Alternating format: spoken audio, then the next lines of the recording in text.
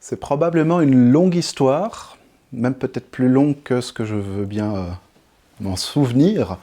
Au plus petit, mes grands-parents me disaient, d'origine belge, qu'on allait à la plage, à la Panne, dans le sable, s'il y avait quelqu'un qui se faisait mal, tu allais naturellement. Et même parfois, tu étais le premier, les adultes n'y étaient pas. Et c'est vrai que cette attitude-là, je l'ai retrouvée en camp de vacances, je l'ai retrouvée... je me rappelle une fois, un bonhomme était tombé, il s'était, je pense, fracassé la tête, mais j'avais peut-être 10 ans, le premier là.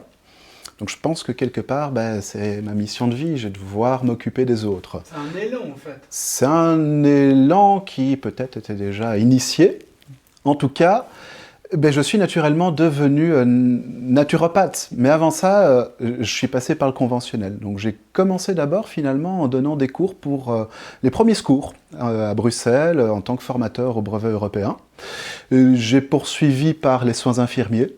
Donc je me suis formé aux soins infirmiers. D'ailleurs, c'est très intéressant. Les cours que je ne supportais pas, c'était les cours de concept, de c'est quoi finalement être infirmier.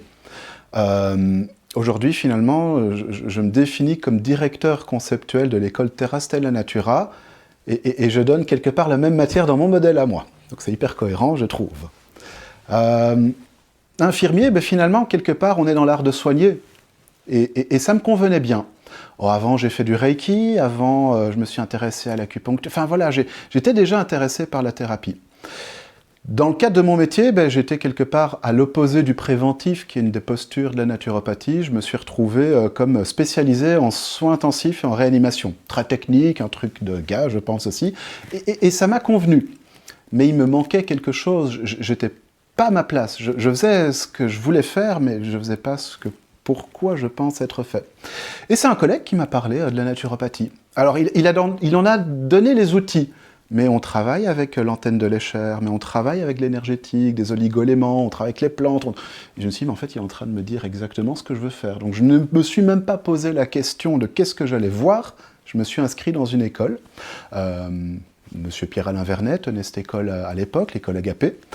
Et j'étais parfaitement à ma place. C'est celui, je pense, mon mentor, qui a le plus poser un modèle conceptuel en naturopathie, en réflexion sur c'est quoi la naturopathie, au-delà de ce qui était défini déjà par le savoir ancien. Et ça m'a convenu. Et je me suis dit, oui, c'est ça, on veut comprendre le symptôme, on ne veut pas juste le traiter.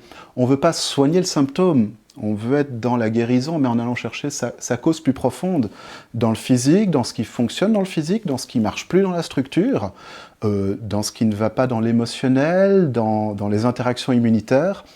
Et quelque part, l'école m'a permis de développer ces compétences-là, de pouvoir porter un regard sur le terrain qui a plusieurs degrés de profondeur, et où chaque étage de ce terrain nous raconte une histoire. Et le naturopathe, il doit être performant dans l'histoire médicale du patient. Parfois, il doit renvoyer vers le médecin. Il doit pouvoir être un spécialiste de médecine fonctionnelle. C'est une version peut-être un peu scientifique de la naturopathie, mais qui nous définit certaines choses et puis qui nous confirme ce que les sages anciens et mes propres mentors et ceux d'avant nous racontaient en termes de dynamique vitale, en termes d'encrassage, en termes d'humeur, comme en parlait Hippocrate.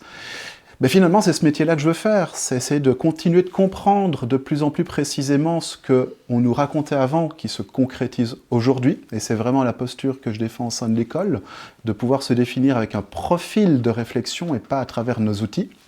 Et puis pour pouvoir être équipé de différentes méthodologies et techniques pour pouvoir interférer positivement avec le patient et le rapprocher au plus près de ce qui est la guérison, qui est une étape qui lui appartient.